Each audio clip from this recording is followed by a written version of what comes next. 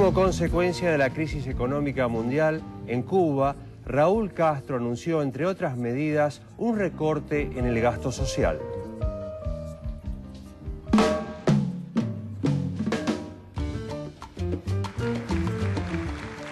Ni Cuba pudo escapar del impacto de la crisis económica mundial.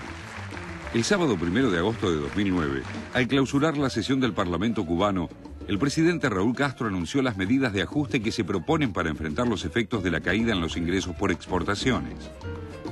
Ese día, el mandatario cubano informó sobre lo que denominó segundo ajuste del año, consistente en una reducción de gastos en la esfera social que, según dijo, no están al alcance de la situación actual de la economía de la isla.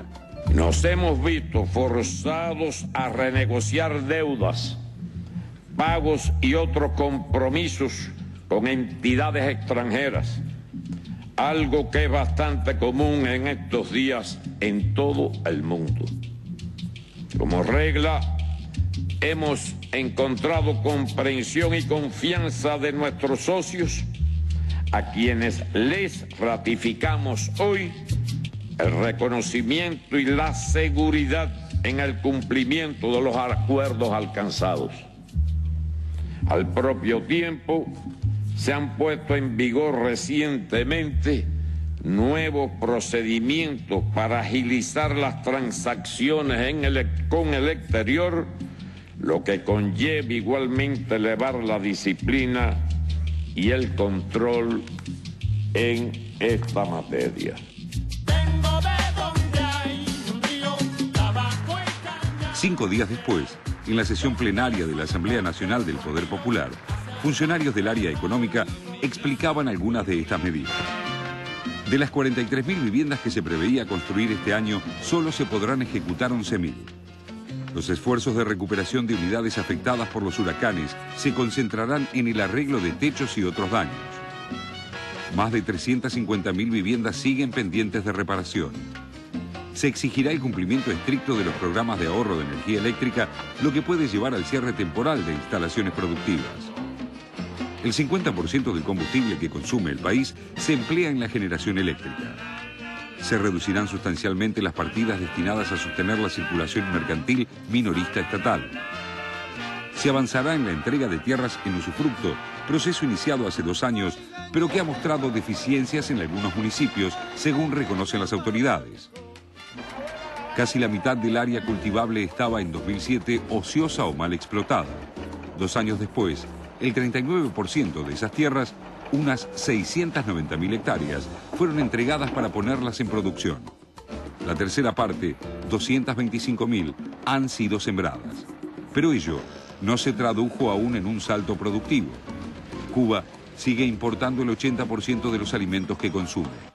El retorno de los cubanos a la tierra fue proclama central de la arenga que Raúl Castro pronunció en el acto del 26 de julio en Holguín, en la conmemoración del 56º aniversario del asalto al cuartel Moncada.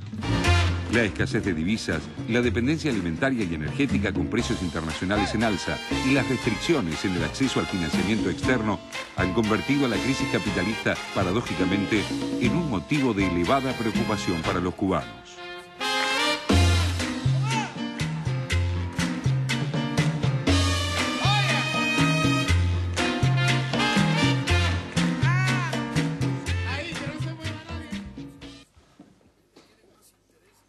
¿Cómo se nota que Cuba no tiene la Unión Soviética?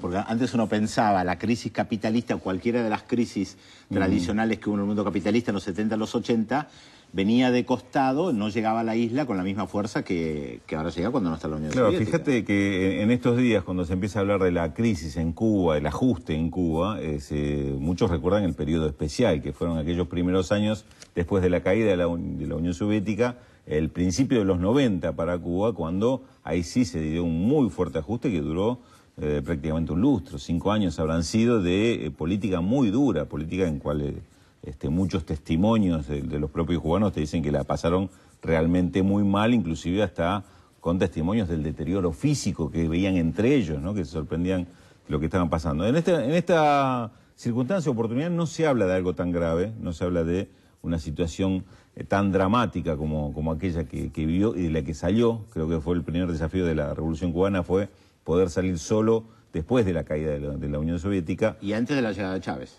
Y antes de la llegada de Chávez, sí. Y ahora con un Chávez que quizás no está en todas las condiciones de brindarle de cubrirle todas las necesidades que tiene Cuba.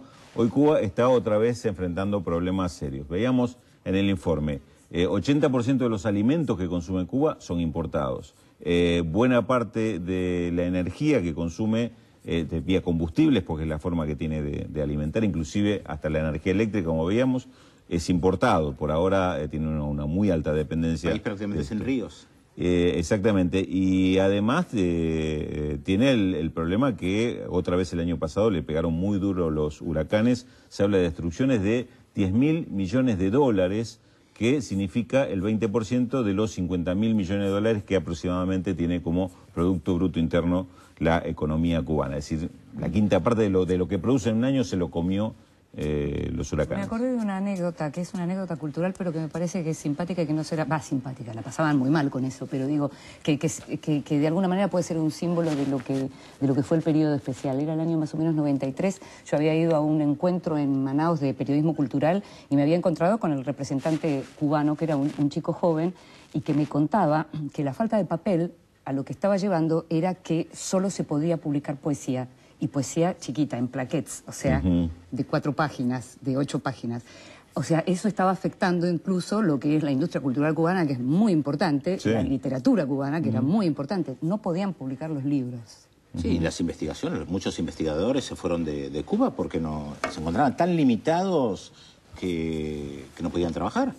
Ahora, ¿qué pasa con lo del turismo, Raúl? Porque, por ejemplo, desde que llegó Obama, que estuvo como tratando de aflojar un poquito, si lo podemos llamar así, las restricciones para el ingreso de estadounidenses en términos turísticos y los familiares y demás, eso debería llevar algo más de dinero desde afuera, ¿no? Sí, debería llevar algo más. Le tuvo dos contras este tema, dos contradicciones esta posibilidad, que es justamente el tema de los huracanes del año pasado y las amenazas de huracán que hubo durante los primeros meses de este año. Esto afectó muchísimo el turismo en Cuba y en toda la región de Centroamérica. Hubo una retracción muy importante, más allá de que la crisis económica también provoca una retracción de turistas. Yo quería comentarles un dato que me llamó mucho la atención, que encontré que tiene que ver con la agricultura, ¿no? Y también está mencionado en el informe, pero sería interesante profundizarlo.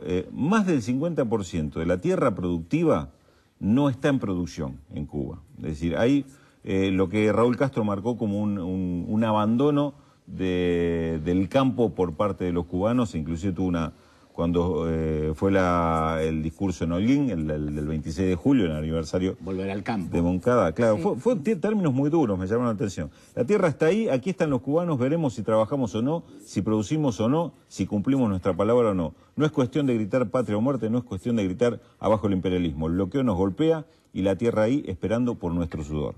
Muy duro, para los cubanos esto es muy significativo, decir las cosas en estos términos. Un convite era una intimación. Exactamente. Y evidentemente hay una apuesta muy fuerte del gobierno cubano a tratar de, por vía de esta herramienta, recuperar parte del terreno perdido y sobre todo lo que significa la dependencia hoy de divisas. Repito, 80% de los alimentos en Cuba, un país de economía agrícola, son importados. Ahora, no es fácil, Raúl, sin motivaciones ideológicas y principios muy fuertes, lograr que mucha gente que vive en las ciudades, que vive del rebusque, o que muchos que se incorporan al turismo porque llegan las divisas, decidan, por una motivación que viene de arriba, de ir al campo a trabajar la tierra.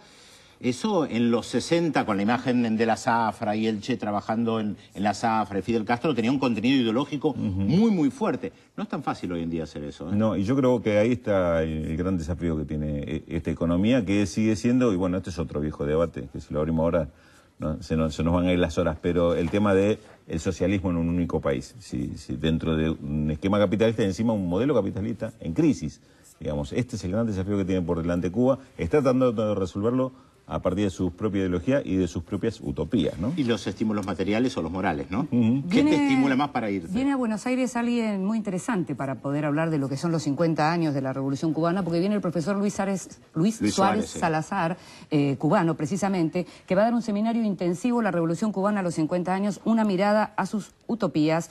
Va a ser en el Centro Cultural de la Cooperación este seminario intensivo y puede, si está interesado, puede llamar al 5077-8022 u 80 024 para poder cursar, para poder participar de ese seminario. Cierran Luis Suárez y Atilio Borón. Sí, va a ser una charla con Atilio. 24, 25 y 26 de... Es un lujo, Luis Suárez. Es la Espero que semana lo del podamos traer 24 de acá, agosto. Ojalá podamos.